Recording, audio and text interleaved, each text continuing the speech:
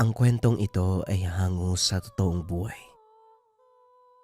Mula ito sa isa nating kabayan na itago na lamang natin sa pangalang Arnulfo. Taong 1995, Leyte. Para sa isang bulag na si Arnulfo, imposible ang lahat. Kapag apektado ang paningin, may tuturing kang pinakawalang silbi sa mundo. Nakakagalaw ka nga, pero mali-mali naman. Maraming nababasag kapag nasasagi. Hindi mautusan dahil walang makita. At higit sa lahat, nababaliwala pa sa sariling pamilya.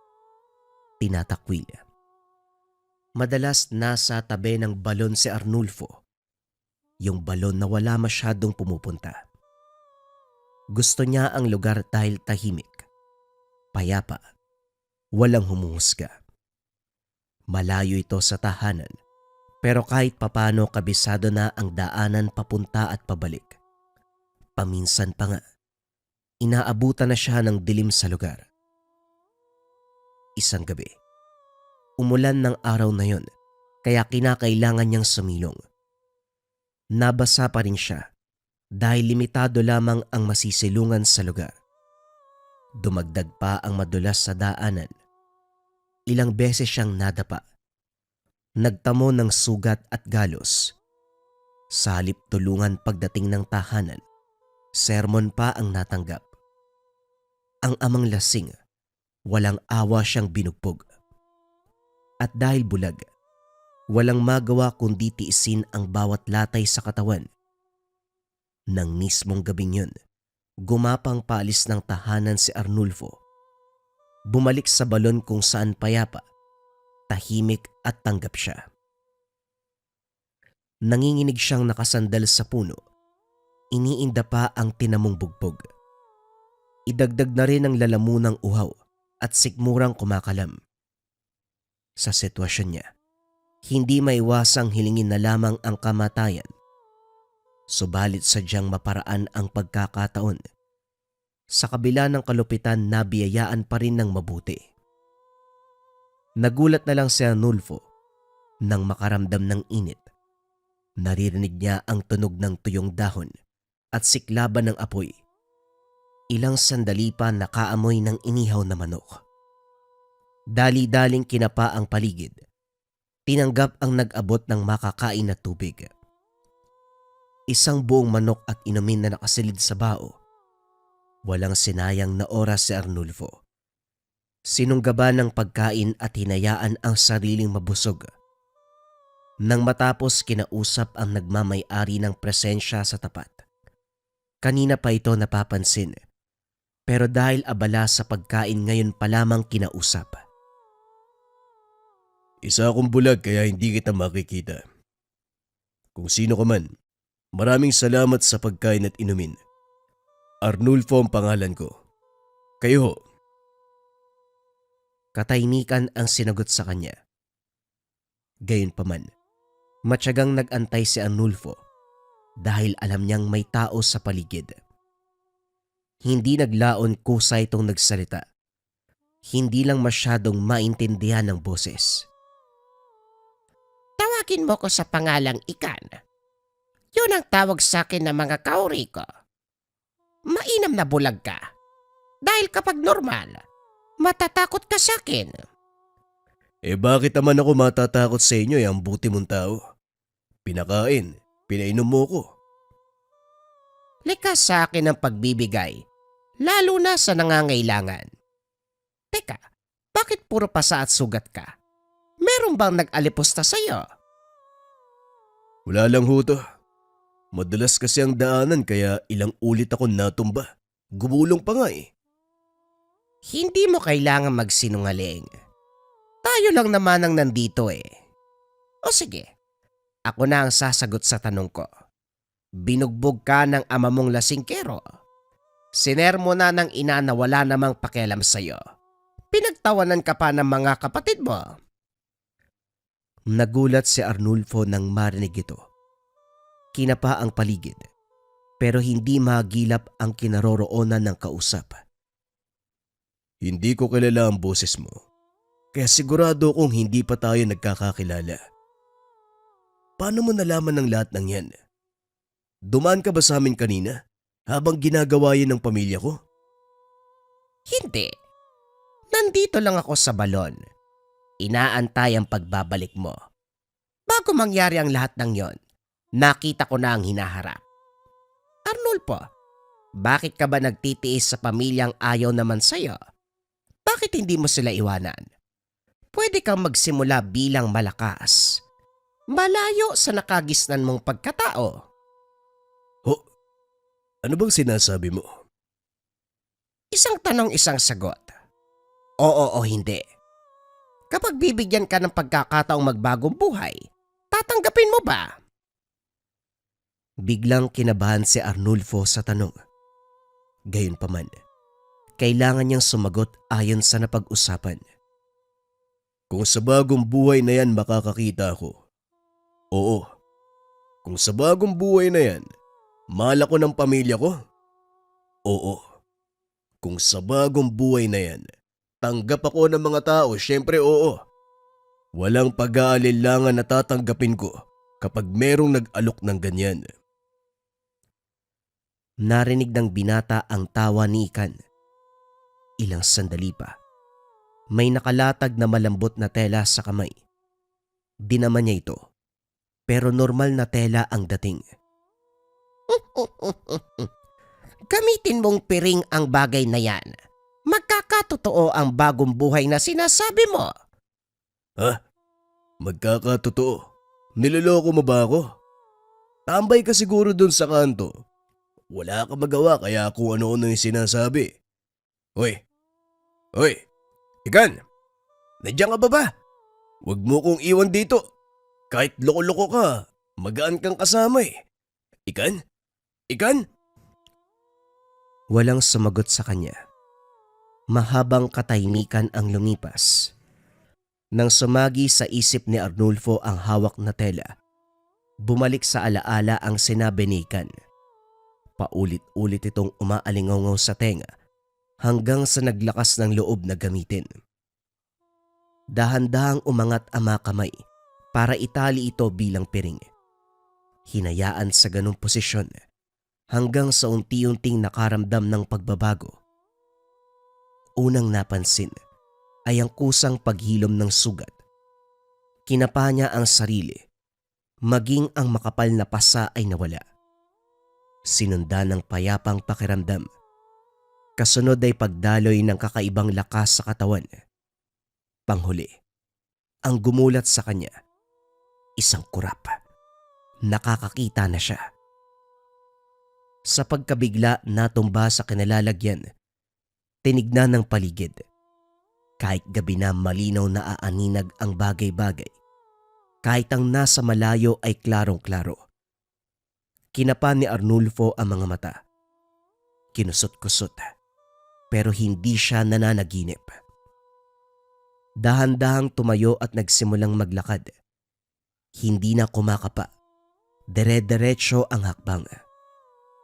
Kahit nakatapal sa mga mata ang piring, malinaw niyang nakikita ang lugar. Sa tuwa ay napatalon at napasigaw. Tumahimik din nang mapagtanto ang kinalalagyang gubat. Hindi tinanggal ang piring. Dali-dali ito hanggang sa makarating sa tahanan, kaso natigilan ng maalala ang trato ng pamilya. Subalit nagulat siya sa pagbaliktad ng sitwasyon. Unang lumapit ay ang ama na nag-aalala. Arnulfo, saan ka ba pupunta? Anong oras na ngayon ka lang umuwi? Ano nangyari? Bakit ang dumi mo? Tess, maghanap ka nga ng pampaligo. Wika namang Teryo. Eh Diyos ko, ano bang nangyari sa'yo? Ang dumi ng damit mo. Umabot pa sa buhok. Halika, maligo ka. Ang mga kapatid niya, nagmamadali sa pagganda ng hapunan at damit bisan. Hindi nakaimik si Arnulfo sa nangyayari. Pero sa unang pagkakataon, nakaramdam siya ng pagmamahal mula sa mga ito. Habang nakababad ang sarili sa tubig, hindi maiwasang maiyak ng patago. Paulit-ulit na humihiling na sana'y hindi magbago ang kasalukuyang kaganapan. Sa puntong ito lumitaw si Ikan. Dito naliwanagan kung bakit ganon ang taglay na boses. Hindi tao, isa siyang duwende.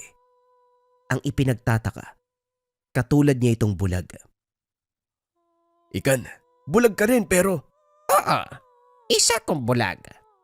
Pero dahil sa taglay kong kapangyarihan, alam ko ang nangyayari sa mundo ng mga tao. Ngunit sa mundo naming mga duwende, doon ako hindi nakakakita. nilapitan mo ba ako kasi nararamdaman mo yung sitwasyon ko? Ganon din ba ang trato sa'yo? Inaaliposta, hinuhusgahan, tinataboy. Madalas akong nasa balon dahil doon payapa. Tahimik, tanggap ninuman. Matagal na kitang napansin, pero ngayon ko lang naisip na lapitan ka.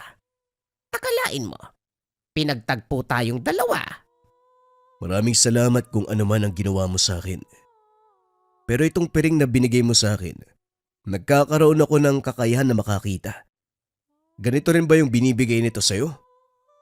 Tama ka. Ginagamit ko yan sa mundo namin. Pero wala na akong balak bumalik. Nanaisin mo pa bang balikan ang tahanan na hindi ka naman tanggap? Binigay ko yan sa'yo para maranasan mo ang pakiramdam ng nakakakita. Hindi ko alam ang sasabihin pero maraming salamat, Ikan. Hindi mo lang ako binigyan ng pagkakataong makakita. Pinaranas mo din sa akin kung ano ang pakiramdam ng tanggap at mahal ka ng sarili mong pamilya. Kaya ikaw, pamilya na rin kita. Huwag kang ganyan. Mababaw ang luwa ko. Tumigil ka nga. Napalitan ng tawanan ang pag-uusap. Naaaliw si Arnulfo dahil kahit isa itong duwende, parang tao kung magsalita. Marami pang kalokohang alam. Kasabay nito, pinakilala sa kanya ang iba't ibang kakayahan ng piring. Hanggat nasa kanya ito, protektado siya sa anumang kapamakan. Tutulong na mapagaling ang sugat sa katawan at walang hanggang swerte ang matatamasa. Magmula mismo sa sandaling iyon, ginawa itong palamuti sa kamay ni Arnulfo. Babala ni Ikan, huwag ilayo sa katawan ng piring upang magpatuloy ang bisa. Hindi lang sa sariling kabutihan, naranasan din ito ang epekto sa bawat miyembro ng pamilya. Bukod sa naging mabait, kanya-kanyang swerte ang natanggap. Nakapasok sa Universidad sa Maynila ang dalawang kapatid. Ang ama ay nakapagpatayo ng negosyo at ang ina gumaling sa sakit na iniinda. Si Arnulfo sa kabilang banda, tinahak ang larangan kung saan pinamalas ang galing sa pakikipaglaban sa iba't ibang uri ng elemento. Unang pasyente, nagustuhan ng kapre. Ang dating balingkitan at maladyos ang mukha ay naging kulubot. Batay sa pagsusuri ng binata, pamamaraan ito ng kapre para walang umagaw sa babae. Kapag usaping sakim sa pagmamahal, kapre ang nangunguna sa listahan. Para hindi maagawan, wawasakin ang pisikal na anyo ng taong magugustuhan. Arnulfo, pakitaan mo ng gilas ang higanteng yan. Siguraduhin mong hindi nasisikatan ng araw. Wika ni Ikan, habang nakatingala sa puno kung saan nakapwesto ang kapre. Teka, sandali. Akala ko ba tuturuan lang natin ang leksyon? Bakit tunog pa tayo na? Tanong ni Arnulfo. Sa tingin mo ba madadaan sa pakiusap ang animal na yan? Gawin mo na, bago pa bumalik sa lunggayan. Napabuntong hininga si Arnulfo. Nang makaipon ng lakas, inagaw ang atensyon ng kapre sa pamamagitan ng pagwasiwas ng piring. Kunotno itong tumitig hanggang sa napagtanto ang pakay ng binata. Tatakas na sana ng mapigilan ni Ikan. Ginamitan ng kapangyarihan para maisara ang lagusan. Nagpapalipas lang ako ng oras, pero nanggugulo kayo. Ano ba ang kailangan nyo? Wika ng nilalang. Huwag mo nang ipagkaila. Alam mo ang sadya namin. Ibalik mo sa dati ang pisikal na anyo ng babae. Hindi mo kailangan sirain ang katawan niya dahil wala kang karapatan. Hindi dahil nagustuhan mo, pwede mo nang gawin ang anuman. Siguro, alam mo na kung ano mangyayari kung hindi ka tutupad sa usapan. Nagwala ang kapre. Hinampas nito ang mga puno. Umayos din ng naglaon. Napilitan na kalasin ang sumpa sa babae sa takot na ang buhay ay magwakas kapag magpapataw ng gante si Arnulfo. Dinagdagan ni Ika ng banta kung kaya't napapayag din ito. Dahil sa tagumpay, umusad na sa kasunod na pasyente. Natipuan ng engkantada ang matandang halos ugod-ugod. Kamot ulo ang binata habang sinusuri ito. Grabe, meron na nga kayong tungkod tatay. Nabibighani pa rin ang engkantada. Ayos, may asim ka patay. Ang matanda na kinikilalang babaero ngumisi pa sabay kindat nang marinig ang sinabi ng binata. Napailing na lamang dahil parang papatol pa sa elemento. Sa pakiusap ng mga anak na gumaling ito sa karamdaman, hindi na kasi pinapatulog. Pinuntahan ni Arnulfo at Ikan ang kinaroroonan ng engkantada. Hindi mapigilang matawa ng binata dahil ang elemento ay walang pinagkaiba sa biktima. Matanda na rin. Nagmukhang balat ng kahoy ang muka. May mga buhok pang daig ang baging ng balete. Hindi alam ni Arnulfo kung ipagpapatuloy ba ang pakikipagkasundo sa engkantada. Sa tuwing sasambitin ang pangalan ng biktima, tuwang-tuwa pa ito habang kinakausap siya. Itong matandang engkantada, tuwag-tuwa kapag naririnig ang pangalan ng gusto niya. Nakikiusap ako sa iyo, kaibigan. Baka pwedeng pabayaan mo na lang si tatay. Sa kondisyon niya, hindi niya na kayang makipagsabayan sa iyo. Hindi rin naman kayo pwede magsama dahil tao siya. At ikaw, hindi ka normal eh. Kaso nga lang kahit anong sabihin, paulit-ulit lang na tumatawa ang engkantada. Nang marinig sa ingay nito, walang pasabing sinakal gamit ang piring. Nang bumagsak, si Ika nang nagsagawa ng orasyon para kalasin ang sumpang pinataw sa biktima. Nang masiguradong wala ng koneksyon, nilisan nila ang lugar. Ang sumunod na inasikaso ay normal na kondisyon. Naintindihan ni Arnulfo na sa kabila ng pagkakaroon ng ospital at klinika sa bayan, tumatakbo pa rin sa ganitong klase ng pagamutan dahil walang perang panggastos. Sa tanggapan niya, hindi kailangan ng pera para magamot. Bagay na nagustuhan ng mga dukhang lapitin ng sakit at kamalasan ng mga elemento. Mahaba ang pila, terek pa ang araw. Nahimatay ang iilan dahil kahit sabihing sumilong muna, nagtitiis na magbilad sa takot na masingitan. Ginawa na lamang ng paraan ni Ikan para kahit papano hindi direktang maapektuhan ng mga pasyente sa tindi ng sikat ng araw. Kaso nga lang, siya ang sumasalo ng pinsalang nararamdaman. Bilisan mo ang pagsusuri, Arnulfo. Kahit tampasin mo ng piring sa muka, gagaling naman ang mga yan. Maba ang pila sa labas. Ako matutusta, hindi ang nakapila. Sinasalo ko ang sakit. Kagad humingi ng tawad ang binata ng masulyapan ng elemento. Tagaktak ang pawis. Namumula sa tindi ng init. Parang hindi na ito lalong maghirap. Sinunod ang sinabi. 3 beses na inaampas ng piring ang parte na may nararamdaman. Nagtataka ang mga ito dahil yun lang ang ginawa. Gayunpaman, napapagaling pa rin ang lahat ng iniinda. Matapos ang mahabang araw, Nakapagpahinga na ang dalawa. Ngayong nakikilala ka na sa larangang ito, anong plano mo? Isa lang naman ang plano ko. Suklian ang biyayang binigay mo sa akin. Ang kaso hindi ko alam kung paano eh. Kung mahihilingin ka, sabihin mo sa akin. Sandaling natigilan si Ikan bago ito nakapagsalita. Ang totoo, kailangan ko ang tulong mo para makalaya ako sa mundo namin. Hindi ko magagawa dahil isang kalapastanganan ng kumalaban sa kauri. Pero kung sa iba magmumula, katulad mo na tao, may tuturing tong digmaan. Kumbaga, tipikal na labanan ng albularyo at tuwende. Walang problema. Anong kailangan kong gawin? Kalabanin mo ang aking ama. Kapag matalo mo siya, makakalaya ako at mananatili sa mundo ng mga tao. Nag-aalangan si Arnulfo. Buo ang tiwala niya kay Ikan, pero ibang usapin ang hinihiling nito. Hindi kaagad nakapagpasya ang binata, kaya nagpatuloy muna sila sa gamutan. Tinangay ng tikbalang ang paslit na nadaanan.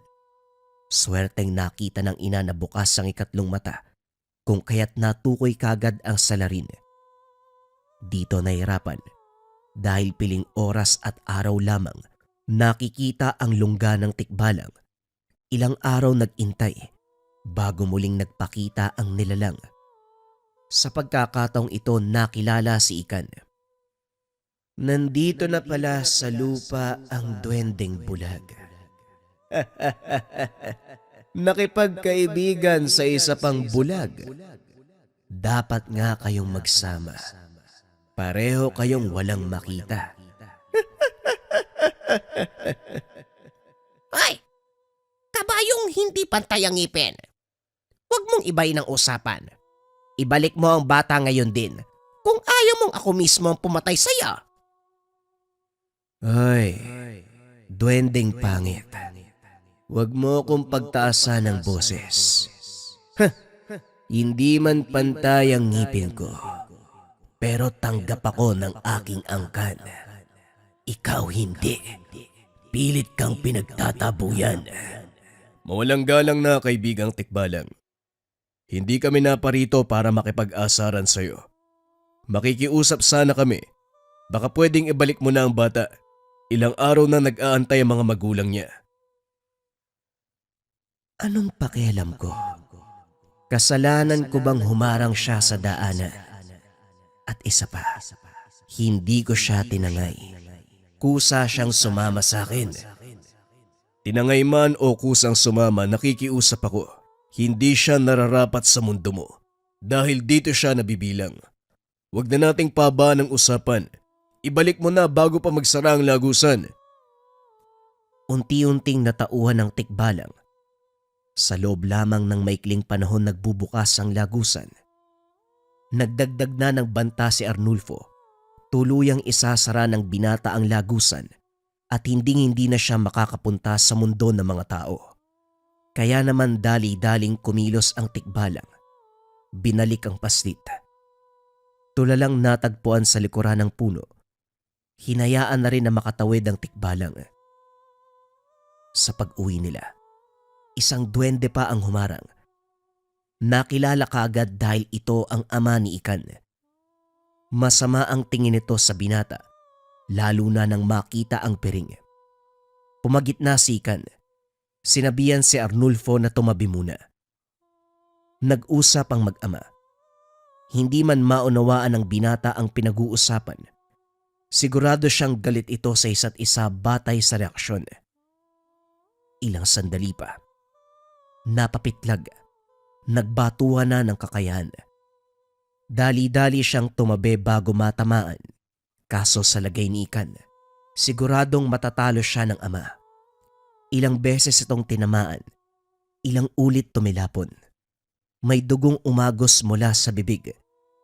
Hirap na sa pagtayo pero ang amay patuloy sa pagpapakawala ng atake. Alam ng binata na magagalit si Ikan kapag makikialam siya. Pero hindi ito alintana. Sinalo ang atake pero maging siya ay nagulat sa bisa ng piring. Tumilapo ng matandang duwende. Nanginig ang buong katawan. Ang tanging nagawa ay tumitig ng masama. Dali-daling kinarga ni Arnulfo si Ikan at tinakbo pauwi. Nataranta ang binata sa paghahanap ng gamot, pero pinatigil siya ni Ikan. Hiniram sandali ang piring. Itinapal sa napuruhang dibdib. Lumipas ang ilang sandali ay bumuti ang pakiramdam. Masama pala ang tatay mo. Naiintindihan na kita kung bakit gusto mong makawala sa mundo nyo. Ikan, tuparin natin ang hiling mo. Papalayain kita. Nakita mo kung gaano kalakas ang aking ama. Hindi mo siya kakayanin. Nakatsamba ka lang. Nakita mo rin kung gaano kalakas ang piring. Hindi niya ito kakayanin. Si Ikan ang natahimik. Hindi makapaniwala sa tapang ng binata. Ang ama niya ang naturingang pinakamalakas. Kaya ganun na lamang ang galit nito nang magkaroon ng anak na bulag. Isang insulto sa katayuan ang pagkakaroon ng anak na may diferensya.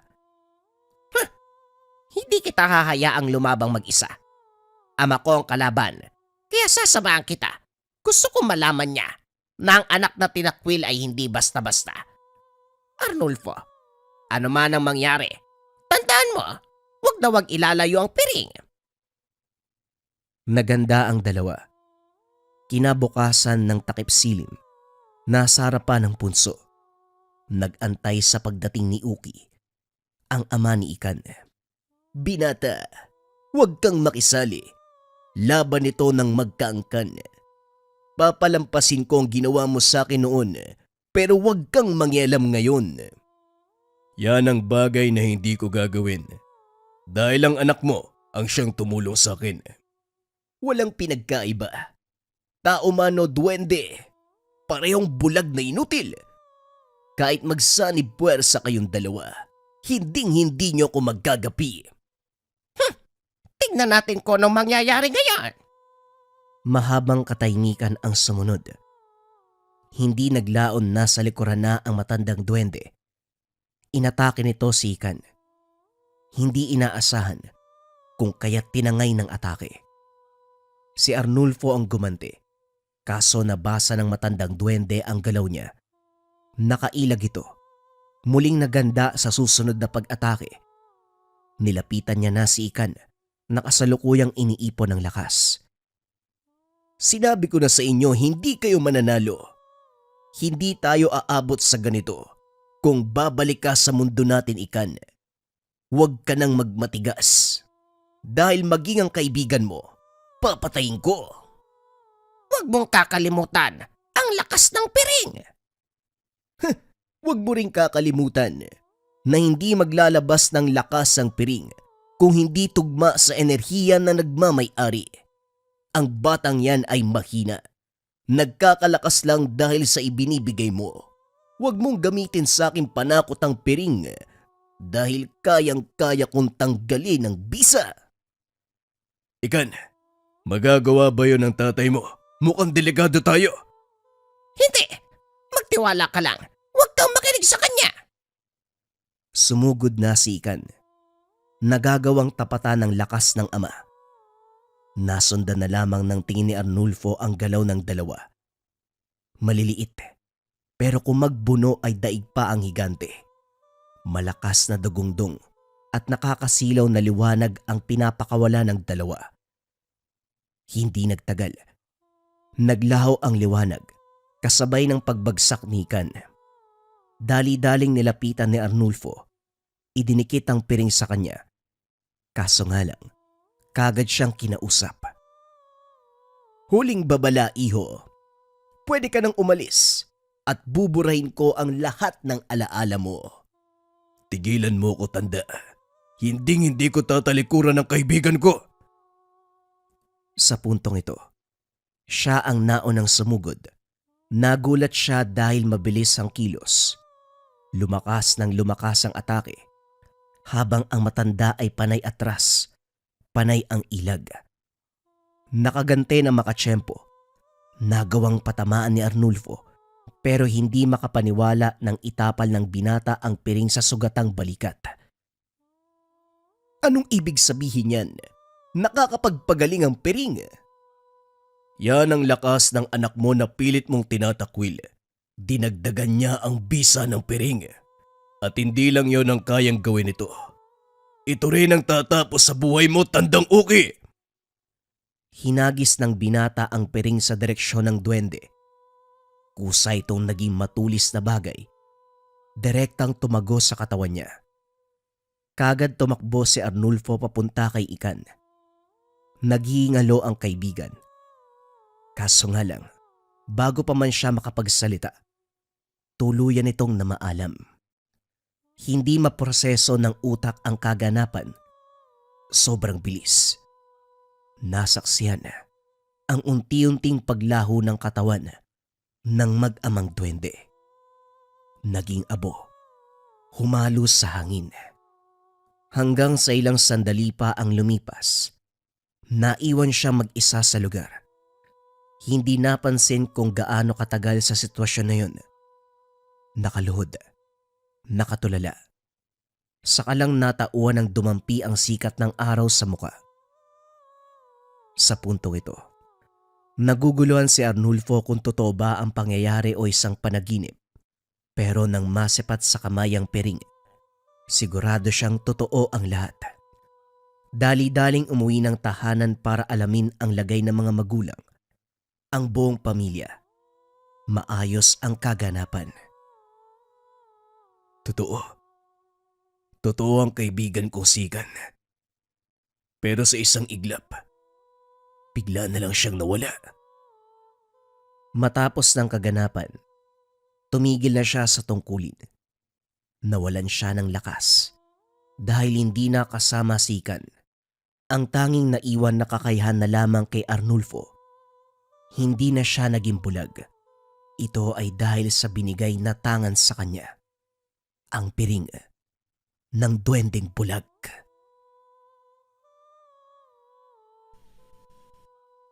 Ang kwentong ito ay hango sa totoong buhay. Mula ito sa isa nating kabayan na itago na lang natin sa pangalang Inday. Taong 1985. Probinsya ng Mindoro. Nasa kalagitnaan ng pagpupulong ang buong barangay upang pag-usapan ang insidenteng nangyayari. Ilang beses nang nakakita ang mga tanod ng pagsusunog sa iba't ibang bahagi ng sitio. Ang nakakabahala pa, ang masamang amoy. Araw at gabi, nagbabantay pero walang mahuling salarin. Ang tanging naaabutan lamang ay bakas. Hindi pwedeng manahimik na lang tayo dahil baka sa susunod, mga bahay na ang masunog. Kakabangon lang natin mula sa paggagupit ng nagdaang bagyo. Kaya nakikiusap ako sa bawat isa sa inyo. Kapag meron kayong napansin na kahina-hinalang tao, ipagbigay alam dito sa ating barangay para maaksyonan kaagad. Sa ngayon wala pang masamang epekto, pero sigurado kapag hinayaan darating tayo doon. Wika ng kapitan. Maraming sabi-sabi. Gawa ito ng mga kabataang tambay. Subalit ayon naman sa nakakatanda, may kinalaman ito sa nagaganap na pagsalakay ng mga aswang. Sunod-sunod ang pambibiktima ng nasabing nilalang, pagkatapos ay lilitaw ang bakas ng pagsusunog. Kung sino man ang nasa likod ng kaganapang ito, magpapasalamat pa ako sa kanya. Wika ni Aling Ising na ikinagulat na mga kasama. Bakit naman po? Sa katunayan dapat nating isumpa dahil delikado ang ginagawa niya. Isa itong banta sa buhay ng karamihan. May rason po ba kayo para masabing papasalamatan pa?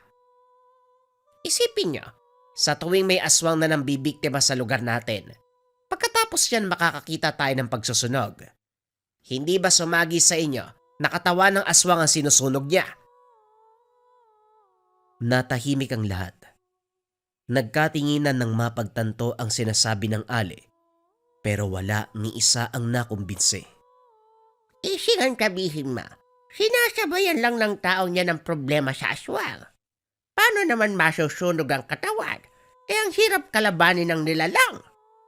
Kung totoo naman ang naisip mo? Sino ang matapang nagagawa nan? Tanong ni Aling Pina. Malay natin kung nasa tabi-tabi lang ang taong yon. Pero kung sino man siya, magpapasalamat talaga ako. At kapitan, huwag mong isipin sa susunod mga bahay natin na masusunog dahil hindi yan na mangyayari. Kasi kung oo, dapat noon pa. Ang tanong ito, ang taong nagsusunog, malamang bangkay ng aswang ang sinisindihan. Nagkatinginan ang mga kasama. Baka sa muka na hindi naniniwala sa sinabi nito. Hindi na rin siya nagtagal. Nagpaalam na pagkatapos. Nakangiting binaybay ang daan pauwi. Pagdating ng tahanan sinalubong ng anak. Alam niyang tatalakan siya kung kaya't lumabas pero sinundan pa rin. Nandito na ang magaling kong nanay. Ano po yung sinabi niyo dun sa pagpupulong? Si nanay talaga. Hindi matahimik. Ako nga rito hindi kumikibo eh. Siya naman tong daldal ng daldal. Paano ko mabisto si Tatay Dodong? Kasalanan mo po talaga. Inday, gusto ko lang baguhin ang tingin nila sa nangyayari. Ginawa nilang masama eh. Alam nating mabuti ang hangarin ni Tatay Dodong mo. At ang pagsusunog, hindi magdudulot ng kapamakan sa mga tao.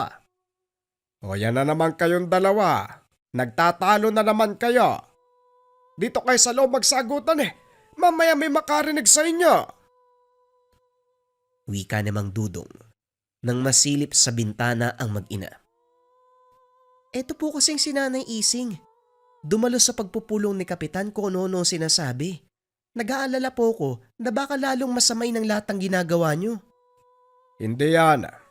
Hanggat walang nakikita, mananatiling palaisipan ng bakas. Hayaan nyo sila. Basta kayo, mag-ingat sa mga aswang na basta-basta na lang lumilitaw. May hindi pa ako nahuhuli. Nakawala yung tinugis ko nung nakaraang araw eh. Panira kasi tong mga tanod. Sumakto pang dumaan sila kaya ayon, nalingat ako. Nangangamba ako eh. Siguradong babalik yun gaganti. Hindi natin alam ang takbo ng isipan ng mga nilalang. Hanggat nasa bahay lang kami, walang mangyayaring masama. May ba tayo? Kuwang-kuha ng mga tanod ni Kapitan ng inis ko. Kumakatok sa kabayan 10 oras pa ng gabi, mga walang hiya. Ang ibing ng tulog mambubulabog.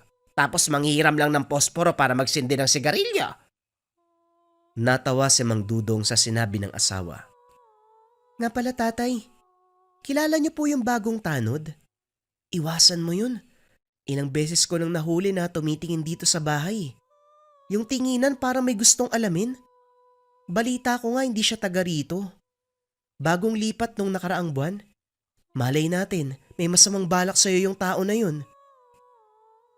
Napaisip si Mang Dudong sa sinabi ng anak. Kilala niya ang tinutukoy nito. Minsan na ring nahuling tumitingin sa kanilang tahanan. Nung una ay binaliwala lang sa pag-aakalang hindi sinasadya. Pero nang mapadalas ay nagduda na siya. Hindi pa naasikaso ang mga bagay na ito dahil tutok sa panunugis ng aswang. Napansin ko na rin yan. Pero hayaan nyo. Wala pa namang masamang ginagawa eh. Maging alisto na lang tayo para madali nating mapigilan kung sakaling may gagawin. Kagaya ng palaging ginagawa sa araw-araw, abala si Mang Dudong sa pag-aasikaso ng tangan. Ang mutya ng apoy na ilang dekada nang ginamit bilang proteksyon at panlaban sa mga aswang na walang tigil sa pambibiktima. Hindi ito binili o hiningi. Kusa itong lumapit sa kanya. Sa madaling salita, natagpuan ng mutya. Dati pa siyang nagka-interes pagdating sa usaping aswang. Galing kasi sa probinsya kung saan maraming naglipa ng nilalang. Nang magkaroon ng tangan, dito na naging ganap ang pagiging manunugis. Hindi na mabilang ang nakalabang halimaw. Kumpara sa dating probinsya, hindi nakikita ng mga tao ang bakas ng pagsusunog sa katawan ng tinugis dahil masyadong liblib at masukal ang kagubatan. Dito sa lugar na kasalukuyang tirahan, madaling nahanap kahit na hindi sadya. Malawak kasi ang kapatagan at puro taniman. Tag-ani kaya malinis na malinis ang paligid. Pagsapit ng hapon, ginugol ni Mang Dudong ang oras para tulungan ang anak sa pagsusunog ng mga tuyong dahon. Pinutol niya ang kalapit na puno. Maraming sanga na dapat ligpitin. Sa kalagitnaan, kapansin-pansin ang isang presensya. Kaagad tinignan ng paligid at bumungad si Mang Tiroy, ang bagong miyembro ng tanod. Nakatitig sa kanya habang bumubuga ng usok mula sa iniitit na sigarilyo. Binaliwala na lang, nagpatuloy sa paghahanap ng aswang kahit lumalakas ang amoy.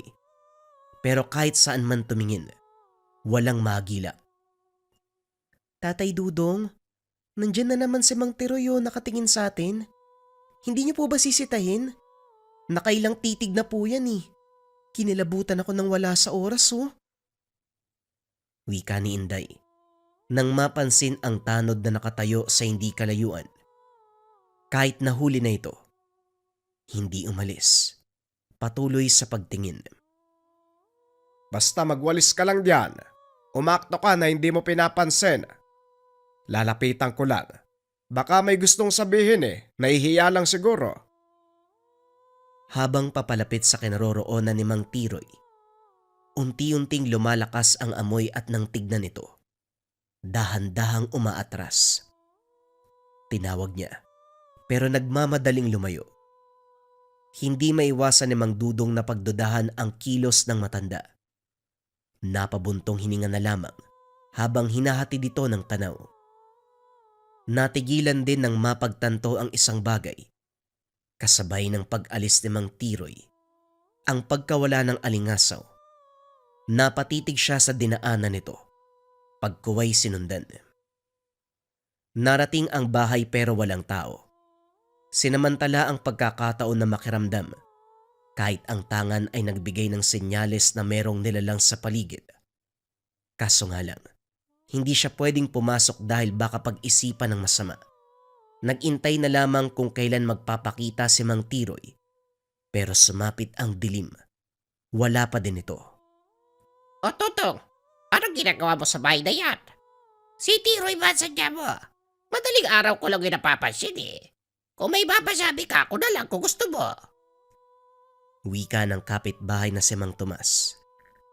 Nagtaka si Mang Dudong dahil malaki ang ngiti nito, bagay na hindi ginagawa ng matanda. Tomas, parang masaya ka yata ngayon. Naibenta mo siguro yung alaga mong kalabaw, ano? Sa ngiting yan parang oo. Magpainom ka naman. Nagbago ang reaksyon ni Mang Tomas. Naging seryoso. Inaya si Mang Dudong sa tahanan upang doon ituloy ang usapan. Paano naman ako makakabenta kung palagi na lang nabibiktima ng aswang ang mga alaga ko? Nitong nakaraan nga halos subusin yung kampig. Natutuwa lang ako dahil sa wakas napagawi ka dito sa amin. Alam mo bang may kapitbahay rito na? Hindi na ituloy ni Mang Tomas ang salita. Sa halip ay sumenyas upang iparating ang gustong sabihin. Nakuha ito ni Mang Dudong. Hindi lang makapaniwala nang nalaman kung sino ang tinutukoy. Matagal ko na gustong sabihin sa'yo kaso nag-aalangan ako Alam mo na, kakaiba ang kakayahan ng nilalang. Kaya nitong malaman kung sino nagsalita laban sa kanya. Nag-iingat lang, ayoko pang sumakabilang buhay. Sigurado ka ba, Tomas, na siya talaga? Mahirap magparatang lalo na sa usaping yan. Kilala mo ko, hindi ko galing magsabi ng mga bagay na walang matibay na batayan. Marami sa mga alaga ko na biktima. Maniwala ka o hindi. Ilang beses ko siyang nakita. Magkapit bahay kami kaya alam ko. Napabuntong hininga si Mang Dudong. Sa puntong ito naging malinaw ang napansin kanina. Pagkatapos ng usapan ay nagpaalam na. Pagkalabas ay muling sinilip ang tahanan ni Mang Tiroy. Walang tao, walang ilaw, pero malakas ang pakiramdam na nasa loob lamang ito. Upang hindi mahalata ang pagmamasid, nagkunwaring may hinahanap. Nilampasan ang bahay at saka dumiretso pag-uwi. Pagdating ng tahanan, Nagulat siya nang makita ang mag-ina na parehong may bitbit na patalim. Saka lamang pinagbukusan ng pintuan nang magsalita siya. Ikaw pala yan, Dudong. Mabuti naman nandito ka na. Saan ka ba nagpunta? Nagpunta ako sa kabilang sityo eh. Natagalan kasi nag-usap kami ni Tomas. Ano bang nangyari? Parang susugod kayo sa lagay na yan ah. Ibalik nyo nga yung itak, masugatan pa kayo niyan eh. Paano ba naman tatay, may umaaligid na aswang kanina? Nakakapagtaka nga kasi, lumapit talaga dito sa bahay parang gustong pumasok. Kung nandito ka lang tay, siguradong patay na yun eh. Dali-daling sinuri ni Mang Dudong ang paligid. Kaso nga lang wala na ang nilalang.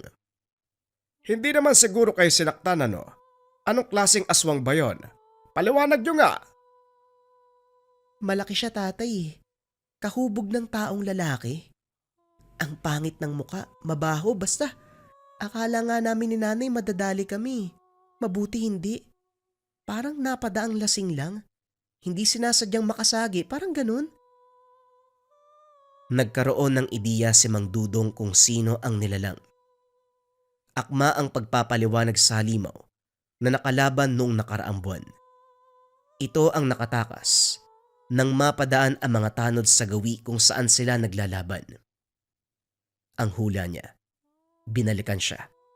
Pero ang nakakapagtaka, paanong nalaman ng tahanan? Napabuntong hininga na lamang si Mang Dudong.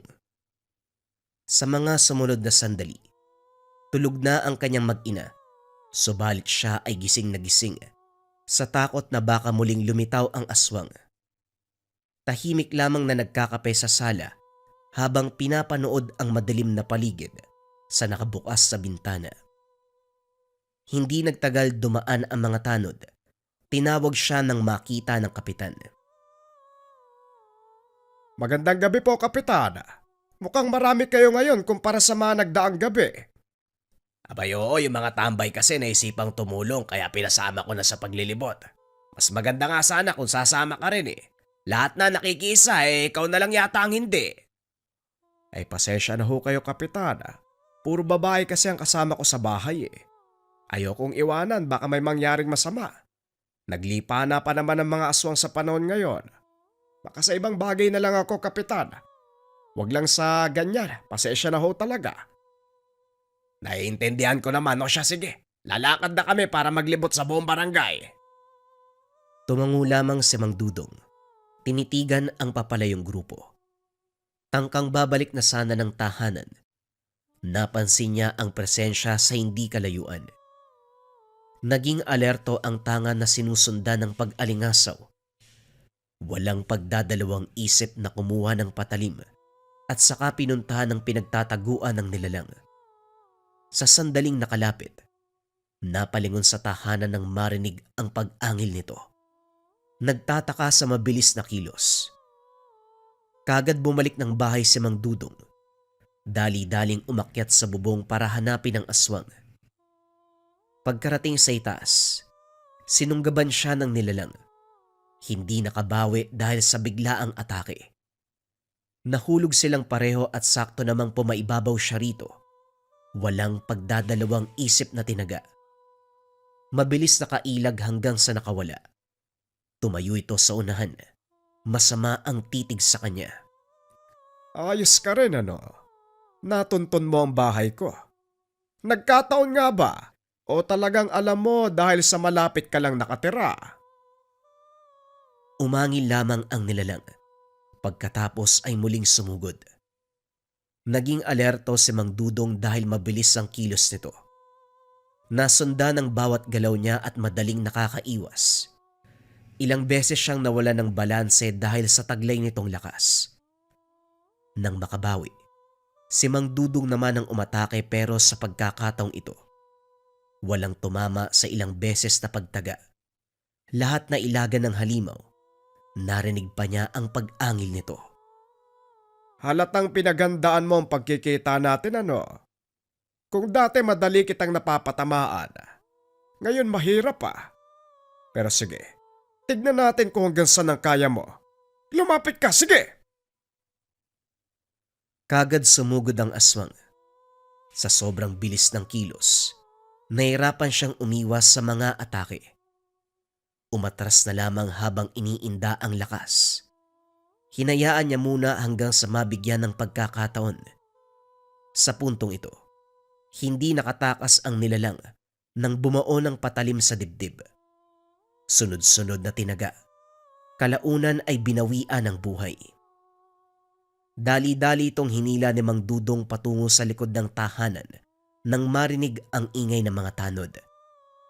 Naitago ito bago pa makita.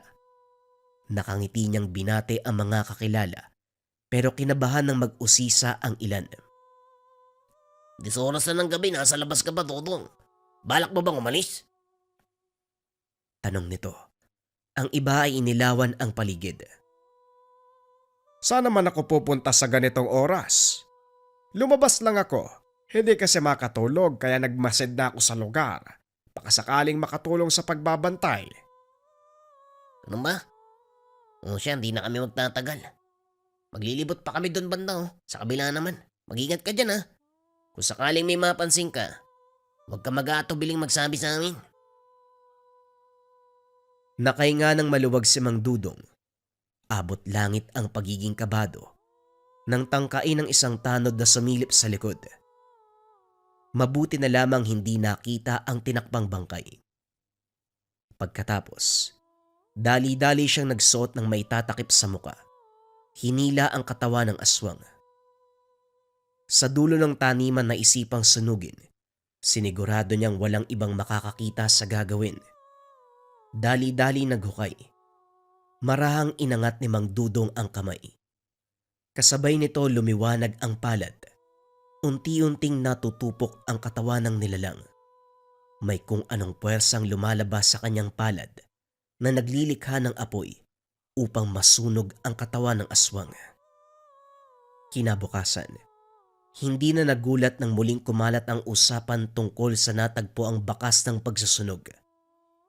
Tahimik na nakikinig si Mang Dudong. Hindi nakaligtas sa kanyang paningin si Mang Tiroy, nakaupo sa bandang unahan. May kalayuan pero malinaw na nakikitang nakatitig sa kanya. Sinusundan din ng pagiging alerto ng tangan. Hindi siya nagpalata. Nagkunwaring nakikipag-usap sa mga tanod pero nakabantay ito sa sulok ng mga mata. Ilang sandali pa dumating si Mang Tomas at tuluyang naagaw ang atensyon. Nandito ka lang pala. Dumaan ako sa inyo kanina. Umalis na naman si Tiroy kagabi. Napasit ko madaling araw nakabalik. May bitbit na sako. May tumutulo pang dugo. Balita ko may dinaling kambing sa kabilang lungsod. Alaga ng kakilala ko. Wika ni Mang Tomas. Tumitingin pa sa paligid habang nagsasalita. May nakainkwentro ko kagabi. Baka yun yung aswang na dumali sa alaga ng kakilala mo. Hindi pare, pero bago nangyari yung pambibiktima, nakita ng kapitbahay isang tao dumaan. Pagdating sa una, nag-iba yung anyo. Tapos ilang sandali sumigaw yung mga hayop. Nang tignan, patay na. Hindi ko nababanggitin ang pangalan. Alam mo na kung sino yan. Napahugot ng hininga si Mang Dudong. Nang balikan ang tingin ng pwesto ni Mang Tiroy, wala na ito doon. Nagpatuloy ang kanilang usapan hanggang sa nagkayaya ang umuwi. Sa tahanan, hindi maiwasan ni Mang Dudong na mag-isip ng mga bagay-bagay tungkol sa napapansin kay Mang Tiroy. Malakas ang kutob niya na tama ang lahat ng hinala, maging ang sinabi ni Mang Tomas. Muli siyang napabuntong hininga. Hindi inakalang magkakaroon ng kapitbahay na aswang. Sa katunayan magmula nang marinig na may bagong lipat, palagi nang nakakaramdam ng panganib. Pero wala sa isip ng Mang Tiroy na magmagaling. Hanggang sa biglang nagbigay ng senyales ang tangan. Dali-dali siyang naganda at saka pinakiramdaman ng paligid. Nang mapagtanto ang pinanggagalingan ng presensya, hindi nahirapang maghanap dahil bumungad kagad ang nilalang. Nang makita siya nito, sinubukan pang tumakbo. Kamuntikan ng maabutan pero laking gulat nang mawala. Ilang sandali pa narinig ang pag-angil sa likuran. Paglingon ay nasa bubong ng tahanan. Naisip ni Mang Dudong ang nangyari nung nakaraan. Ang huling nakalaban na halimaw ay ganito din ang galawan. Bumaba ka riyan. Paano tayo maglalaban? Nandiyan ka sa taas. Nandito ko sa baba. Bumulusok ang aswang. Nakailag naman bago tamaan ng atake. Kamuntikang mapuruhan sa mabilis na kilos ng halimaw. Lintik na to sandali. Magkakilala yata kayo ng aswang na nakalaban ko nung nakaraan. Parehong-pareho ng galawan. Masyadong mabilis. Magkamukha din kayo, parehong pangit. Nagpatuloy ang usapan. Nagtapatan ng lakas ang bawat isa. Nakuwang makipagsabayan ni Mang Dudong. Pero may pagkakataon, naiisahan siya ng nilalang. Sapo ang bibig. Matapos ilang beses tumama sa konkretong bagay, hindi naman nagdurugo, dala lamang ng sakit. Pambihira. Matigas to Sa puntong ito ay nagising si Aling Ising. Aksidenteng naibato ang hawak na gasera. Tumama sa nilalang. Sa sandaling natapon ng laman ay kaagad nagliyab. Kaagad nagwala ang nilalang. Tuwang-tuwa naman si Mang Dudong. Ay sus Mariosep. Yan lang palang pwedeng itapat sa'yo. Ayan, siguradong patay ka. Muling dinampot ni Mang Dudong ang patalim. Walang tigil na pinagtataga ang aswang. Nangingisay pa ito habang umaangil. Nagmamakaawa. Kaso nga lang ilang sandali ay nalagutan ng hininga. Ikaw naman kung hindi pa ako nagising, walang makakalam sa nangyayari dito. Pwede mo namang patayin ka agad, pinaglalaruan mo pa. Wika ni Aling Ising. Dali-daling kumuha ng tubig para apolay ng apoy. Pero pinigilan siya ni Mang Dudong. Hindi na. Hayaan mo na ako ng bahala dyan. Matapos magsalita ni Mang Dudong, dumating ang mga tanod. Naku, ano nangyari dito? Mang Dudong, ano yan? Aswang ho, kapitan. Subugod ba naman sa bahay ang lintik na yan, nasira yung bubong yan, nasunog. Binato ng gasera ni Eseng Tinaga ko ng itak, kaya yan, patay na. Nakumbinse ang mga tao. Inutusan ni Kapitan ng mga tanod na dali ng katawan ng aswang sa malayo. Inapula ang apoy. Muling sinindihan na makapwesto sa malayong lugar. Pagkatapos, si Mang Dudong ang gumawa ng paraan para magbago ang isip ng mga ito sa usaping bakas ng pagsusunog. Kapitan, hindi mo ba naiisip ang nasa utak ko? Tignan po ninyo. Ganyan na ganyan ang natatagpo ang bakas. Ibig ba nitong sabihin? Hindi nito naituloy ang salita. Naintindihan ng kapitan. Natawa pa ito dahil hindi sumagi ang ganong bagay. Pinuri si Aling Ising sa sinabi ng pagpupulong. Ang tanong na lang na hindi nasasagot. Sino yung taong pumupuksa sa mga aswang? Sa loob ng ilang taon kong paninilbihan sa lugar natin, ilang beses na ring nakahanap ng bakas ng pagsusunog. Inakala pa nating masamang banta, yung pala tulong para mailayo tayo sa kapamakan. Sasang-ayon ako sa misis ni Mang Dudong. Kung sino man ang taong nasa likod nito, papasalamatan ko na lang. Kung pwede siyang makilala, iimbitahan ko pa para kumain Bibigyan ko ng trabaho at kabuhayan. Malaki ang naitulong niya, kaya dapat lang mabigyan ng biyaya. Kaso nga lang parang ayaw magpakita sa atin Tumatango lamang si Mang Dudong.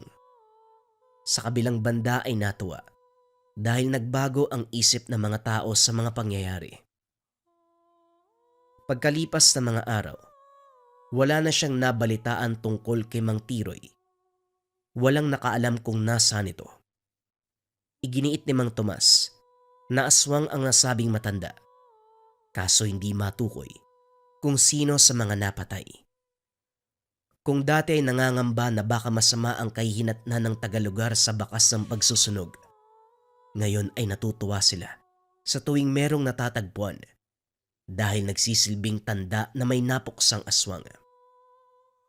Nagroronda pa rin ang mga tanod sa gabi. Pero paminsan-minsan na lamang dahil nakampante na sa presensya ng tagapagligtas. Lingid sa kanilang kaalaman na ang taong nagbabantay sa buong baryo walang iba kung hindi ang palagi nilang nakakausap, si Mang Dudong na may mutya ng apoy. Ang kwentong ito ay hango sa totoong buhay. Mula ito sa isa nating kabayan na itago na lang natin sa pangalang Nessa. Walang eksaktong taon. Bagong bayan. Ang mundo ay puno ng hiwaga at misteryo. May mga kakaibang nilalang na nabubuhay kasama ang mga ordinaryo. Ngunit hindi kayang makita ng normal na mga mata ng tao. Isa sa mga kwentong hindi maalis sa isipan ng dalagang si Nessa, ang sinabing kwento ng kanyang lola patungkol sa mga nilalang na minsan itong nakaengkwentro matagal ng panahon ang nakakalipas. Ayon sa kanyang lola, bata pa lamang nang makilala si Inocencio. May natatanging kakayahan na makakita ng mga nilalang na hindi nabibilang sa mundo ng mga mortal. Isinasama pa raw siya nito sa mga lugar kung saan may nananahan na mga elemento, kagaya ng duwende, engkanto, kapre, tikbalang at iba pang mga nilalang na kahit anong gawin ng lola niya, hindi ito nakikita ng kagaya sa kaibigan nitong si Inocencio. Subalit isang pangyayari ang naging dahilan upang mabulag ang dalawang mata nito. Mula noon, hindi na muling nagkita pa ang lola ni Nessa, pati na rin si Inocencio. Bigla na lang daw naglaho ang buong pamilya nito sa bayan. Walang sino man ang nakakaalam kung ano ang nangyari sa mga ito. Tirik na tirik ang araw. Madalang ang ulap na makikita sa kalangitan. Kasalukuyang binabagtas ng magkaibigang Nessa at Lyra ang daanan papunta sa isang resort. Ang lokasyon, may kalayuan sa syudad ng kanilang kinalakihan, kaya naman mahaba ang biyahe. Nessa, matagal pa ba yung biyahe natin? Ihing-ihi na ako eh. Kanina ko pa to pinipigilan eh. Wika ni Lyra sa nagmamanehong si Nessa. Sandali itong lumingon sa kaibigan at bumalik sa manibela. Pigilan mo muna. Wala pa akong nakikitang gas station. Pero hindi ko na talaga kaya. Naku, sasabog na yata yung pantog ko. Ihinto mo dali, dyan na lang ako sa tabi. Ano Lyra? Hindi ka lalaki para umihi sa kung saan-saan? Hindi ko na talaga kayang pigilan. At isa pa, wala naman ako nakikitang taong dumadaan oh. Parang gubat na yata tong lugar na to eh. Kung sa bagay, tama ka nga naman. Wala din ako nakikitang mga bahay o siya itatabi ko muna ha. Kagad hininto ni Nessa ang kotse. Nagmamadaling lumabas si Lyra upang maghanap ng mataas na damo na tatakip sa kanya. Nang makahanap ay doon umihi. Hindi alintana ang mga niknik na lumilipad sa paligid. Nang matapos ay bumalik siya sa kotse. Nakita ang kaibigan. Nakatitig sa direksyon ng isang malaking puno. Hoy Nessa, anong tinitignan mo dyan? Natauan ito nang marinig ang boses ni Lyra. Para kasing may nakita ako dun sa taas ng puno na gumagalaw eh. Sinilip ni Lyra ang sinasabi nito. Kaso nga lang wala siyang nakita na kahit ano. Wala naman ah. Baka ibon lang yun. Ang mabuti pa, bumiyahe na uli tayo. Malayo pa yata yung resort na sinasabi ni Ivan sa atin eh. Bakit ba kasi dun yung napiling lugar eh? Libre kasi nating nakuha yung lugar. Wala masyadong pera eh. Kailangan matapos yung trabaho natin doon. Sana nga lang malaki yung kitain ng team natin para hindi problemahin yung pambayad ko sa renta sa mga susunod na buwan. Hayaan mo na Lyra. Nabasa ko naman yung manuscript, maganda yung kwento. Mukhang papatok sa masa. Ay naku, sana nga. Lalo kung gagalingan sa parte ko mamaya pagdating sa resort. Ayan, ganyan nga. O sige na, baka mali tayo. Muling nagbiyahe ang magkaibigan patungo sa sinasabing resort. Habang nagmamaneho, hindi maiwasang antukin ni Nessa. Tinulugan ito ni Lyra kaya wala siyang makausap upang manatiling gising. 2:00 ng hapon, madali siyang antukin ng mga ganitong oras. Maya-maya pa, hindi niya namalayang napapikit na, dahilan upang mawalan siya ng kontrol sa pagmamaneho. Bumangga ang kotse nila sa isang malaking puno ng akasya. Malakas ang naging salpok ng kotse, pero laking pasasalamat ni Nessa at Lyra. Konting galos lang at mga pasa ang natamo. Masakit man ang katawan, pinilit ng dalawa na makalabas ng kotse. Naganap ng taong tutulong sa kanila, kaso nga lang walang makita. Mas lalo silang nakaramdam ng takot nang makita ang malaking puno kung saan sila bumangga. Teka, nahihilo lang ba ako? O yan din yung punong nakita natin kanina?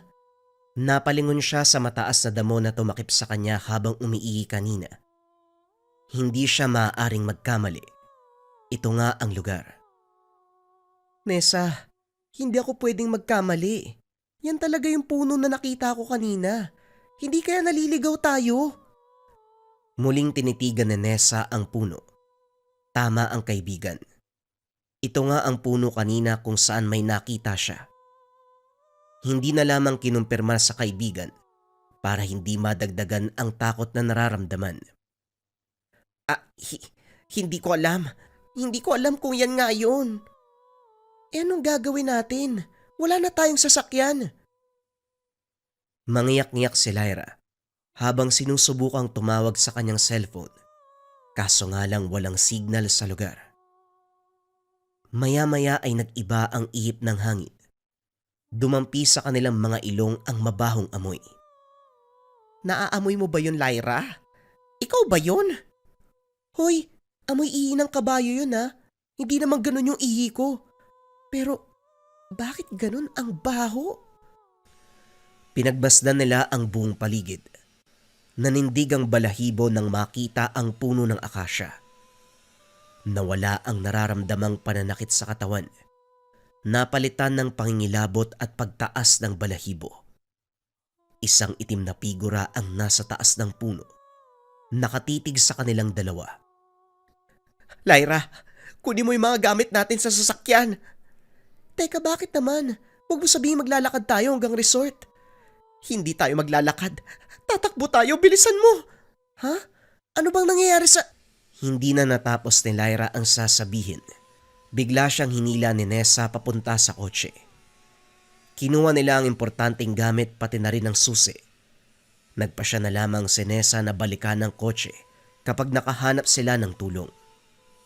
Batay sa nakita ni Nessa, hindi nagugustuhin pang magtagal sa lugar.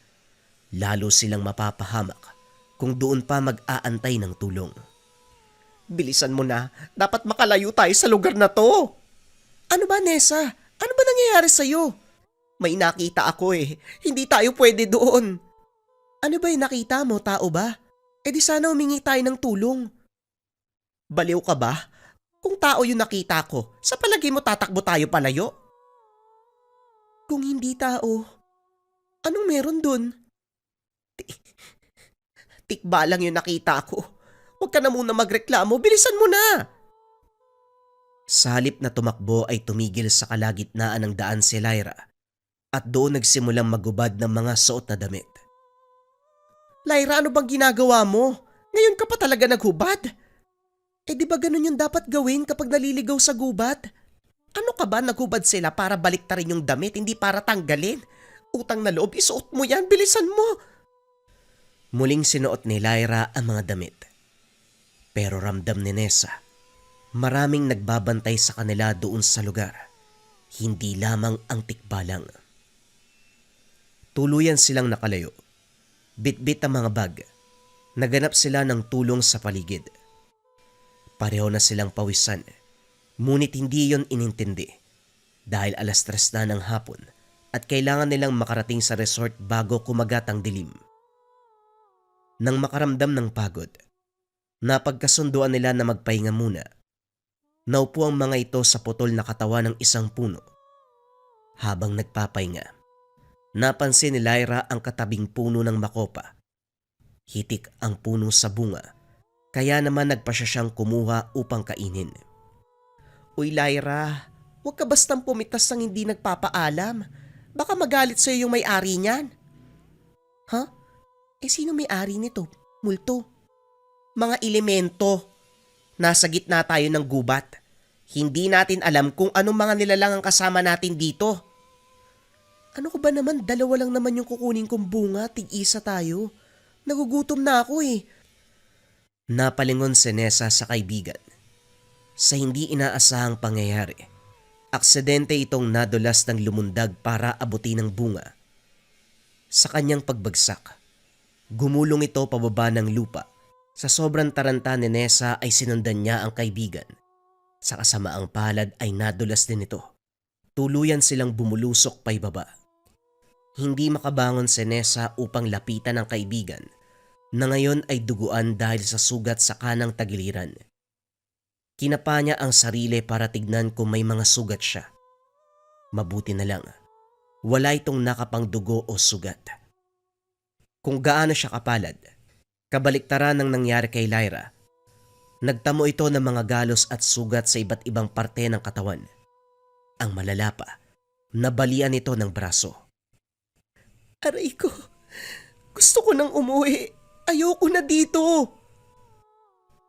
Wika ni Lyra. Kagad siyang tinulungan ni Nessa. Hayaan mo, makakalabas tayo dito. Makakaalis tayo, kumalma ka lang. Iginala ni Nessa ang tingin sa paligid. Mula sa kinaroroonan nila, matatanaw ang liwanag na nagmumula sa itaas. Pinunasan ni Nessa ang luha at sinubukang tumayo para maghanap ng paraan. Isinandal sa isang puno ang nangihinang si Lyra. Kaso nga lang kasabay ng lahat ng ito. Isang pares ng pulang mata ang naaninag ni Nessa, hindi kalayuan sa kanilang pwesto. Tila ba kanina pa ito nagmamanman sa kanilang ginagawa. Tumindig ang balahibo sa katawan ng dalaga. Muling naamoy ang masangsang na aroma. Lyra, huwag kang maingay ha. Nandito na naman yung tikbalang eh. Magsasalita pa sana si Lyra nang takpan ni Nessa ang bibig nito. Nakitang unti-unting lumalapit ang mga pulang mata sa kanila. Pinilit ng dalawa na hindi lumikha ng ingay. Kaso nga lang, nang makalapit sa kanilang harapan ang nilalang, biglang nawala ang pares ng pulang mata. Nagpalinga-linga ang dalawa subalit bigla itong lumitaw sa harapan, kaya naman sabay silang napasigaw. Ang ulo ay mula sa kabayo na may pulang mga mata. Ang katawan ay tulad sa isang normal na tao. O kumalma ka. Huwag mo silang sasaktan. Laking gulat ng dalawa nang makarinig ng boses ng matanda.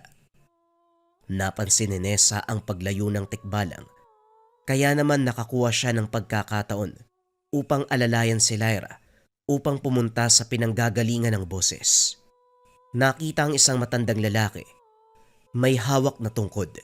Hinampas ang tikbalang na tila ba anak na pinapagalitan. Ino, gusto ko lang makipagkaibigan. Anong makipagkaibigan? Kitang-kita ko kung paano mo takutin eh. Niligaw mo pa kanina. Akala mo siguro hindi kita inoobserbahan no? Sige na, umalis ka na. Ako nang bahala sa kanila. Muling tumingin si Nessa at Lyra sa tikbalang. Akmang lalapit pa sana nang muling hampasin ng matanda ang tikbalang. Ay mga iha, pasensya na kayo sa kaibigan ko ha. Sadyang mahilig lang yun sa babae. O nga pala, nakalimutan ko magpakilala sa inyo. Ako nga pala si Ino. Pwede niyo akong tawaging Mang Ino o Lolo Ino. Hindi makaimik si Lyra dahil sa mga nasasaksiyan. Kaya naman kahit nangangatog pa rin ang mga tuhod dahil sa takot, naglakas ng loob si Nessa na mangingi ng tulong sa matandang lalaki na sa harapan. Maraming salamat po sa tulong niyo, Lolo Ino. Kung hindi po kayo dumating, baka kung ano yung ginawa sa amin nun eh. Hindi na po namin alam kung saan pupunta. May sugat po yung kaibigan ko eh. Baka pwede niyo po kaming matulungan para makalabas po sa lugar na to, parang awa niyo na. Pinagmasdan ng matanda ang magkaibigan. Kapwa nangihina ang mga ito. Mukhang pagod na pagod dahil sa mga nangyari sa kanila. Napailing na lang si Ino sa kalagayan ng dalawa. O siya, sige. Tutulungan ko kayong makalabas sa lugar na ito. Pero bago yon, gamutin muna natin ang mga sugat ng kaibigan mo. Natuwa ang magkaibigan sa sinabi ng matanda. Inutos ni Ino na maupo sila sa ugat ng malaking puno upang makita nito ang mga sugat ni Lyra. Mukhang malalim ang natama mong sugat mula sa pagkakahulog ah. Lyra, ang daming nawalang dugo sa'yo. Nagkatinginan si Nessa at Lyra. Isang katanungan sa isip nila ang biglang lumitaw. Alam nilang sa mga oras na yun, may kakaiba sa matanda. Hindi ito ordinaryong tao lamang. Muling nanumbalik ang kaba sa kaharap na matanda. Gayunpaman, hindi napigilan ng dalawa ang magtanong kung paanong nalaman ng matanda ang nangyari sa dalawa. Teka Manong, paano niyo po nalaman na nahulog kami sa bangin? At saka bakit parang kilalang kilala niyo kami? Hindi sumagot ang matanda.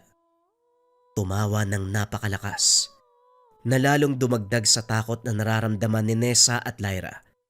Ilang sandali pa, sinagot niya ang dalawa. Pasensya na kayo mga iha.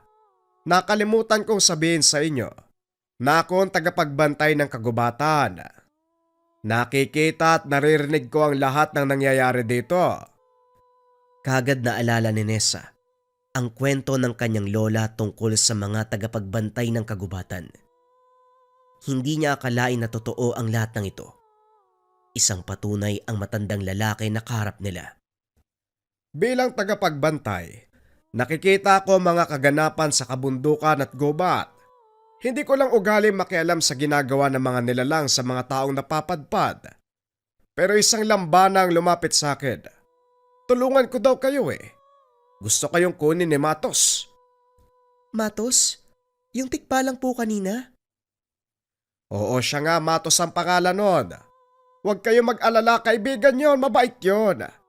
Talagang mahilig lang sa magandang babae. Marahil naakit sa'yo, Lyra. Mahaba kasi ang buhok mo eh. Yan ang gustong gusto ni Matos. Pero bueno iha, malalim ang sugat mo, Lyra. Hindi kakayanin ng mga kaibigan ko dito sa gubat. Mas makakabuti kung madadala ka sa pinakamalapit na pagamutan. Umayos si Ino sa pagkakaupo. Ginamit ito ang tungkod na hawak upang mabilis na makatayo.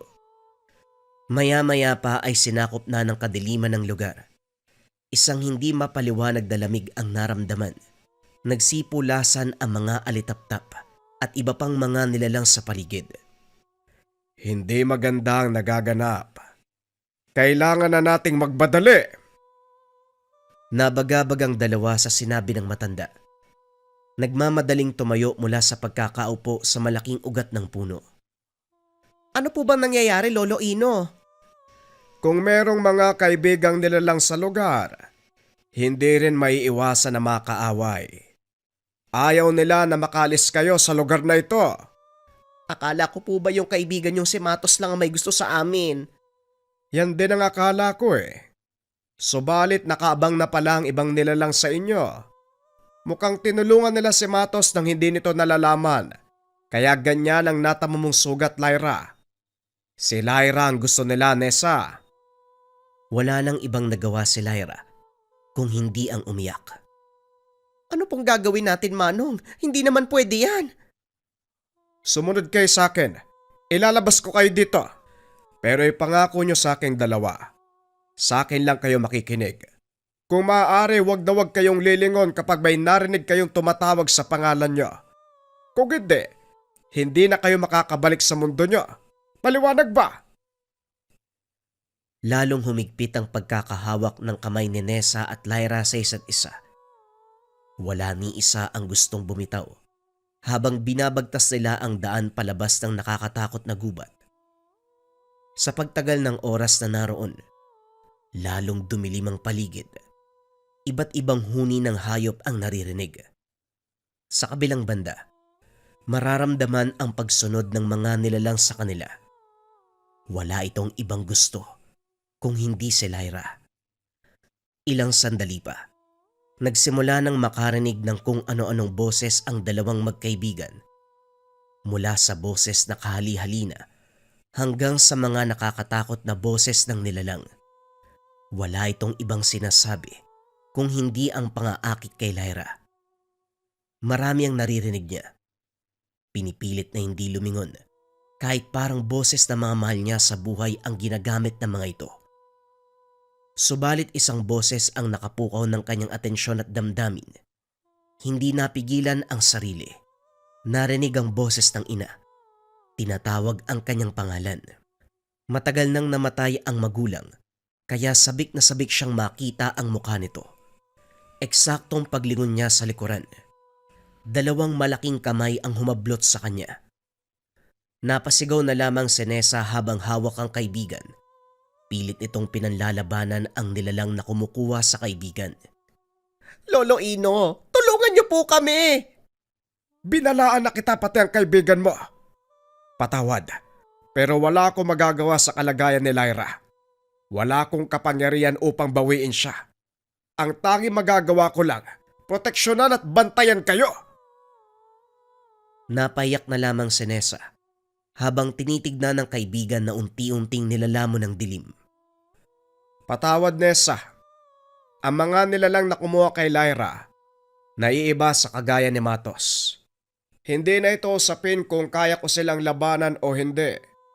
Ito'y respeto sa mga batas ng kalikasan. Maraming sinuway si Lyra nang dumating siya dito. At ang pinakahuling batas na siya magliligtas sa kanya, hindi pa rin niya sinunod.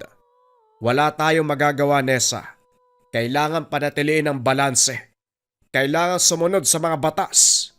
Pero ikaw, Iha, buhay ka pa. Huwag kang mawawalan ng pag-asa. Kailangan mong umalis sa lugar na ito. Labis man ang sakit na nararamdaman. Pinanlabanan niya ito. Sinunod ang lahat ng sinasabi ng matanda. Ilang sandali pa ang lumipas. May naaninag silang liwanag sa dulo. Indikasyon na malapit na siyang makalabas sa lugar. Hindi mapigilan ng dalaga ang nararamdamang tuwa sa nakita. Malapit na tayo sa labasan. Ikaw na magpapatuloy patungo roon. Hanggang dito na lang ako. Bakit naman ho? Sumama na ho kayo sa akin. Muli, Iha. Isa kong tagapagbantay. Tagabalanse ng mundo. Pinili ko ang buhay na ito. Pangalagaan ng kagubatan. Nagpasalamat ang dalaga sa matanda. Hinawakan nito ang kamay ni Lolo Ino. Hanggang sa biglang napaluha ang matanda. Manong, bakit po kayo umiiyak? Nagbuntong hininga ito bago sagutin ang tanong ni Nessa. Sige na, Nessa. Kailangan mo nang lumakad. Hanggang sa muling pagkikita. Lumakad si Ino papunta sa likuran ni Nessa. May binulong. Sabihin mo sa lola mo, kinukumusta siya ni Lolo Inocencio. Nagulat si Nessa sa sinabi nito. Magtatanong pa sana pero hindi na maaaring lumingon. Naramdaman niya ang yabag ng paglakad nito palayo sa kinaroroonan niya. Isa lamang ang sagot na nasa isipan. Ito si Lolo Inocencio, kaibigan ni Lolo Marita. Laking tuwa ang naramdaman ng dalaga nang tuluyan ng makarating sa labasan. Ilang araw ang lumipas matapos nun. Sinubukan pa nilang hanapin ang kaibigan pero hindi na ito natagpuan. Maging ang sasakyan na ginamit, ni isang bakas, walang nakita. Alam man ni Lyra na hindi na ito matatagpuan pero minabuti niya pa ring subukan. Nanalangin na lamang ito na sana kung nasaan man ang kaibigan, sinasamahan siya ni Lolo Inocencio sa kabilang dimensyon. Naranasan niyo na ba mga kabayan, yung tipong unang kita niyo pa lang dun sa tao, sobrang gaan na kaagad ng pakiramdam mo sa kanya. Yung tipong nagkakaroon kaagad ng tiwala. Or ikaw ba yung tipo ng tao kabayan na nasa toxic environment? Yung palagi ikaw yung napapag-initan, laging galit yung mga tao na nasa paligid mo, boss mo, amo mo, kapitbahay, kapatid, kamag-anak. Basta nasa toxic environment na laging galit yung mga tao sa'yo kahit wala ka namang ginagawang masama. Pwede mong subukan ang Kaluban de Pampaamo from Lika Merchandise. Ito yung Kaluban de Pampaamo from Lika. May mga sangkap to sa loob. Pwede nyo tignan pagdating sa inyo pero ibalik nyo lang kagad sa Kaluban. Ang bisa nito, pampaamo sa tao, pampaamo sa negosyo. Sobrang simple lang ng gagawin nyo kapag nasa inyo na yung Kaluban. May frito na gabay po lang tela pouch. Ilagay nyo lang dun sa pouch, ilagay nyo sa bag nyo, ilagay nyo sa bulsa nyo, basta dalhin nyo palagi. Bagay ang Kaluban sa mga nasa sales or kung palagi kang merong nakakausap, umaharap ka sa mga tao, nagpe-present ka. Kasi mabilis nga kayo makakapagpalagay ng loob ng taong kausap mo, mabilis mong makukuha yung tiwala nila. Yan ang bisa ng Kaluban de Pampaamo. Again, may mga sangkap pa to sa loob kabayan. Pwede mong silipin pagdating sa'yo. Kung interesado ka, research mo lang yung shop ng Lika Merchandise.